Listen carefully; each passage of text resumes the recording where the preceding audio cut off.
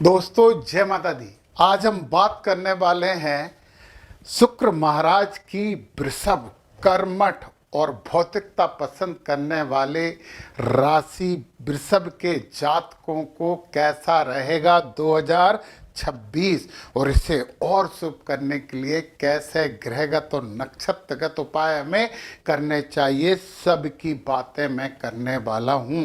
तो सबसे पहले इस साल का मुख्य स्वरूप 2026 वृषभ राशि के जातकों के लिए पुनर्संरचना और स्थिरता का वर्ष रहेगा। पिछले समय में जो कार्य अधूरे रह गए थे, अब वो गति पकड़ने वाले हैं। व्यवहारिक निर्णय, धैर्य और प्रायोगिक दृष्टिकोण इस वर्ष लाभ देने वाले हैं। जीवन के कई क्षेत्रों में आधार मजबूत होगा, मतलब एक अच्छी नींव रखी जाएगी। कैरियर के बारे में बात कर लें। साल की पहली तिमाही कार्यस्थल पर दबाव रहेगा, परंतु वर्ष के मध्य में स्थिति अनुकूल हो जाएगी। नौकरी बदलने या पदोन्नति या किसी नई परियोजना का नेतृत्व मिलने की प्रबल संभावना है। व्यापारियों को धीरे धीरे परंतु स्थिर वृद्धि और लाभ मिलना प्रारंभ हो जाएगा। धन की बात कर लें हम।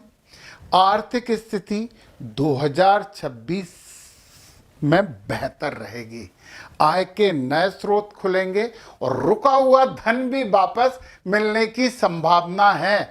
लंबी अवधि के निवेश लाभ देंगे, लेकिन जल्दबाज निर्णय हानिकारक हो सकते हैं। स्वास्थ्य कैसा रहेगा? इस वर्ष शारीरिक ऊर्जा सामान्य रहेगी, परंतु नींद और पाचन पर ध्यान देना होगा। वर्ष के मध्य में जीवन शैली में बदलाव आवश्यक है और मानसिक शांति बनाए रखना आपके लिए बहुत जरूरी है। संबंध, परिवार में सामंजस्य बढ़ेगा।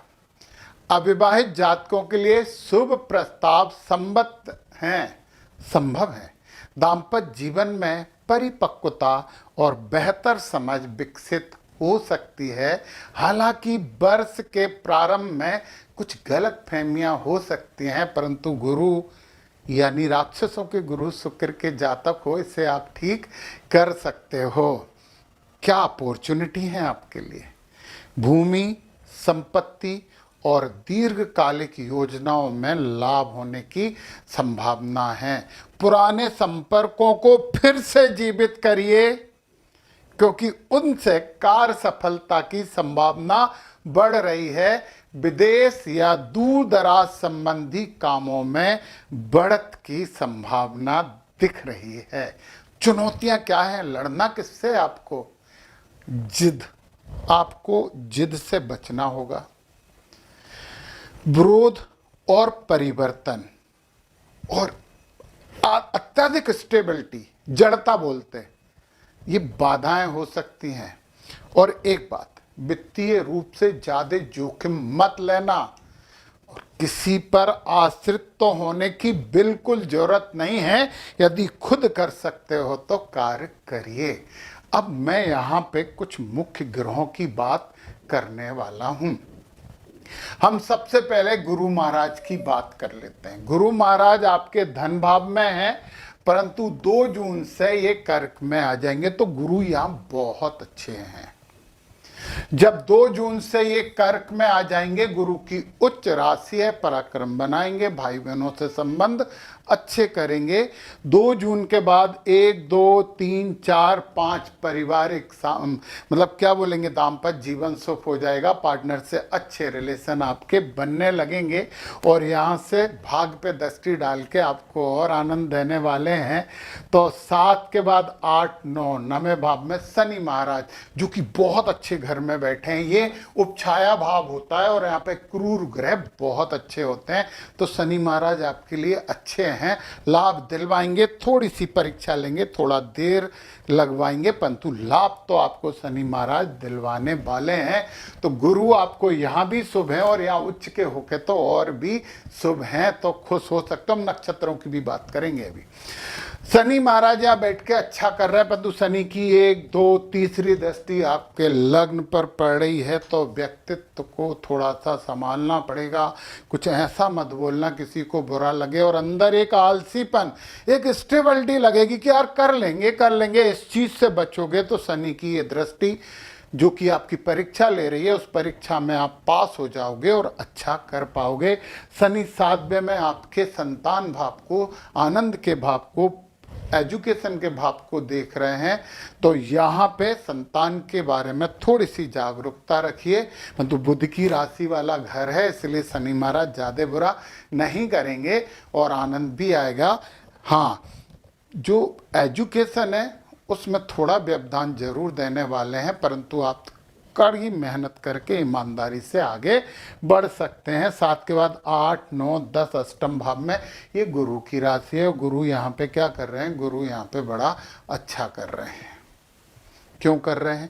क्योंकि गुरु तो पहले यहाँ पे भी बैठे हैं, तो गुरु महाराज की दृष्टि शनि पे पड़ रही है और शनि गुरु की राशि में बैठे हैं, और ये घर भी गुरु का, तो ये तो गुरु संभाल लेंगे, इसलिए आपको ज़्यादा टेंशन करने की जरूरत नहीं है। राहु यहाँ बैठे हैं, राहु यहाँ बैठे हैं, तो वो कहते हैं आपको, आप वैसे तो बहुत अच्छे लोग हो, आकर्षक हो, अच्छी बातें करते हो, परंतु यहाँ पे राहु महाराज बैठ के कुछ राजनीतिक कर्म आपसे करवाने वाले। तो राजनीतिक कर्म में बुराई क्या है? बस किसी को धोखा नहीं देना, झूठ का बगीचा मत लगाना, तो कुछ अच्छा हो जाएगा।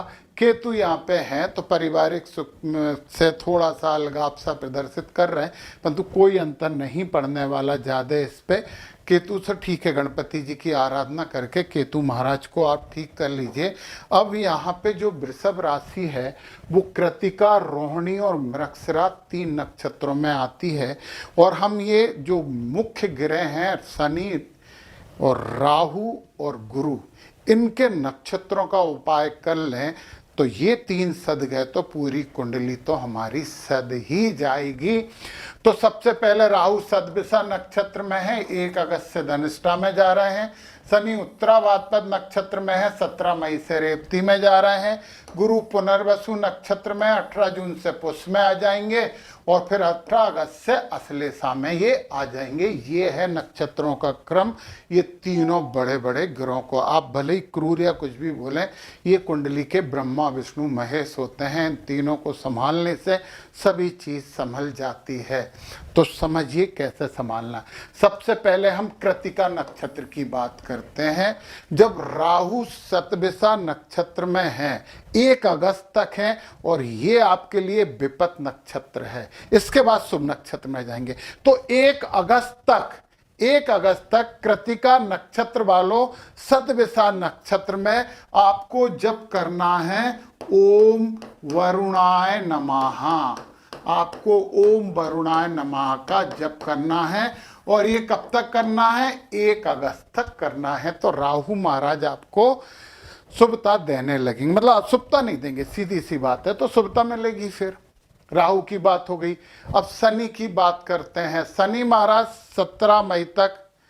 17 मई से रेवती नक्षत्र में आ रहे हैं। 17 मई से पहले ठीक है, परंतु जैसे ही रेवती नक्षत्र में आएंगे, और आपके लिए कृतिका नक्षत्र वालों ये बद नक्षत्र हो जाएगा। आपको 17 मई के बाद ओम पुखड़े नमः का जप करना है आफ्टर 17 मई।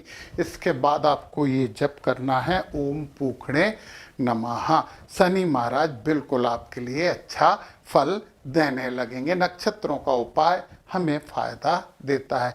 गुरु 18 जुलाई तक, गुरु 18 जून तक, देखो 18 जून तक है पुनर्वसु नक्षत्र में। और ये पुनर्वसु नक्षत्र आपके लिए अच्छा नक्षत्र नहीं है, तो आपको क्या करना है, ओम आदित्य नमः का जप करना है। ओम आदित्य नमः, आदित्य नहीं है ये, आदित्य नमः, ये माता अदिति हैं, उनका जप आपको करना है। कब तक? 18 जून तक। और फिर जब 18 अगस्त से अश्लेषा में आ जाएंगे तो ओम नागराजाय या सर्पेभ्यो नमः, ये 18 जून के बाद आपको करना है। ये बात हमने कर ली कृतिका नक्षत्र वालों की।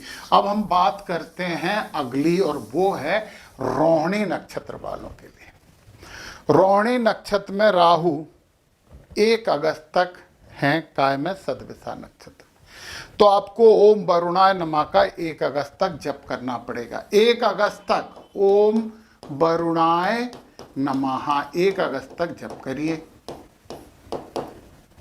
ठीक है। फिर इसके बाद फिर ये संपत नक्षत्र में आ जाएंगे तो फायदा देने लगेंगे। 1 अगस्त के बाद राहु आपके लिए बहुत शुभ हो रहे हैं, ये खुशखबरी है आपके लिए। शनि महाराज 17 मई तक समस्या है, फिर ये साधक नक्षत्र बन जाएंगे। तो 17 मई तक आपको ओम अहिर्बुधन्याय नमः का जप करना है, 17 मई तक। इसके बाद फिर शनि महाराज आपके लिए बहुत अच्छे हो जाएंगे।